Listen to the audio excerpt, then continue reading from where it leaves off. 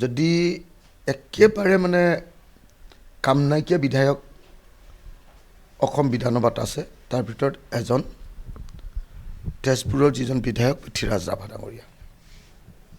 মই সেইকাৰণে ধেমালিতে সদায় কওঁ বোলো পৃথ্বীৰাজ দা হ'ল third class son of a first class man. এগৰাকী প্ৰথম শ্ৰেণীৰ ব্যক্তিৰ তৃতীয় শ্ৰেণীৰ পুত্ৰ,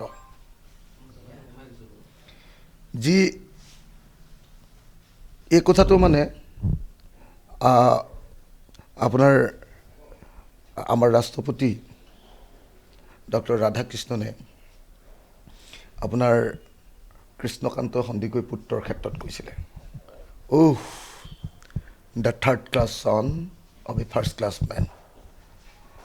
তো বিষ্ণু ৰাভা অসমীয়া জাতিৰ সত্ৰা, আৰু সেই বিষ্ণু ৰাভাৰ বিষ্ণুপ্ৰসাদ ৰাভা মোৰ গুৰু, সেই গুৰুৰ সন্তান যিজন হ'ল অকৰ্মণ্য, যিজন হ'ল অহংকাৰী, যিজনে কেতিয়াও কোনো মানুহক সন্মান কৰিব নাজানে, যি জনতাক ৰাইজক বিষ্ণু ৰাভাই কৈ গৈছিলে যে মোৰ হিয়াৰ আমুঠু ৰাইজ, হিয়াৰ আমুঠু, সেই হিয়াৰ আমুঠু ৰাইজক অপমান কৰে, ব্যৱহাৰ ভাল নকৰে, কোনো ধৰণৰ ৰাজহুৱা কাম কাজত গুৰুত্ব প্ৰদান নকৰে, যিকোনো ধৰণৰ ৰাজহুৱা কাম কাজ লৈ গ'লে অভদ্ৰ আচৰণ কৰে। আনকি আপোনাৰ আমাৰ মহিলা সমাজ যিখন কি কয়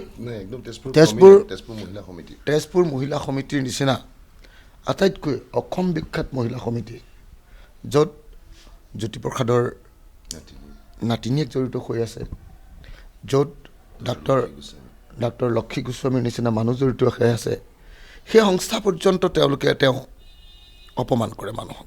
আৰু অসম গণ পৰিষদে এনেকুৱা এজন অকৰ্মণ্য মানুহক ইয়াত ৰাখিছে যে যাক আমি গছৰ মুঢ়া বুলি ক'ব পাৰোঁ।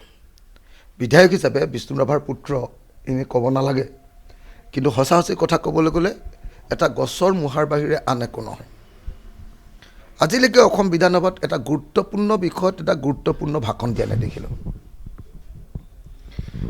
এনেই ফাংফুঙীয়া কথা কিছুমান, সৰু সৰু ফাংফুঙীয়া কথা কিছুমান কৈ এটা মিডল ক্লাছ এটা হেৰি দিব চাই, এৰিষ্টক্ৰেচি এটা দেখুৱাবলৈ চাই, কিন্তু দেখা গৈছে যে অসমৰ জনজীৱন, অসমৰ সমাজ জীৱন, তেওঁৰ দেউতাকে মানে যাক তুলি আনিব খুজিছিলে, যাৰ যি আপামৰ জনতাক দেউতাকে ভগৱান বুলি ভাবিছিলে, হিয়াৰ আমঠু বুলি ভাবিছিলে, আৰু যি আপামৰ জনতাৰ সম্পূৰ্ণ মুক্তিৰ কাৰণে কাম কৰিছিলে, সেই জনতাক এতিয়া প্ৰতিনিয়ত অপমান কৰে এই পৃথ্বীৰাজ ৰাভা নামৰ ব্যক্তিগৰাকীয়ে।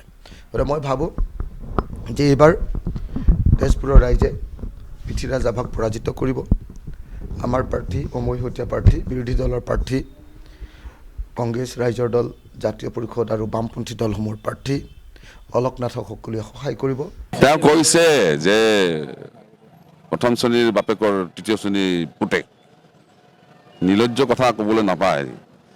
আৰু অলগদ্ধ অকৰ্মণ্য কৈছে, মই অলগদ্ধ অকৰ্মণ্য, 33 বছৰ মই চাকৰি কৰি আহিছোঁ, কোনোদিন এক্সপ্লেনেশ্যন মই খোৱা নাই, কোনোদিন চাকৰিৰ পৰা মই বৰখাস্ত হোৱা নাই। তেওঁৰ নিচিনা মানুহ, তেওঁহে অলগদ্ধ। মানুহে অসমীয়া মানুহে কয় ছাগলীয়ে নাখায় কি, পাগলীয়ে নকয় কি। আমি ক'ম ছাগলীয়ে নাখায় কি, অখিলে নকয় কি। এই অসভ্যামি তেজপুৰত নচলিব। তেজপুৰ এখন বেলেগ ধৰণৰ ঠাই। তেজপুৰৰ মানুহে তাক সোধাই নিদিব, তেজপুৰৰ মানুহে তাক জাউৰিয়ে তেওঁক যি মন যায় তাকেই ক'ব। এইখিনি কথা সেই তাকে কৈছোঁ। কোন কি অভিযোগ চলিছে, তেওঁনো কি কাম কৰিছে, মইনো কি কাম কৰিছোঁ, জুখি চাওকচোন। শিৱসাগৰৰ মানুহে কি কাম কৰিছে আৰু তেজপুৰৰ মানুহে কি কাম কৰিছে। ৰাতি হ'লে ৰুলিং পাৰ্টি তাত যাব, দিনত হ'লে ছাগলী নিচিনা পক পক পক পক বকিব। তাতকৈ অসভ্য ৰাজনীতিবিদ আছে নেকি? এইবিলাক অসভ্য ৰাজনীতিবিদ তেজপুৰত নচলিব, অসমত নচলিব। তেওঁ কয় উজনি অসমৰ এইবাৰ মুখ্যমন্ত্ৰী হ'ব। তেওঁ কি উজনি অসম নামনি অসম কৰিছে এইজন মৰিয়ে লিডাৰে? কিহৰ ৰাজনীতি কৰিছে তেওঁ? উজনি অসম নামনি অসমৰ মুখ্যমন্ত্ৰী হ'ব বুলি কওক। উজনি অসমৰ মুখ্যমন্ত্ৰী, নামনি অসমৰ মন্ত্ৰী, অসমখন কি দুভাগ কৰিব খুজিছে নেকি? এনেদৰে অসভ্যামি কৰিলে তেজপুৰীয়া ৰাইজে, অসমৰ ৰাইজে ক্ষমা নকৰে। আজিৰ পাছত তেওঁ ক্ষমাই নকৰে অসমৰ ৰাইজে। আপুনি বিচৰা বাতৰি পাব কেৱল নিউজ 18 এপত।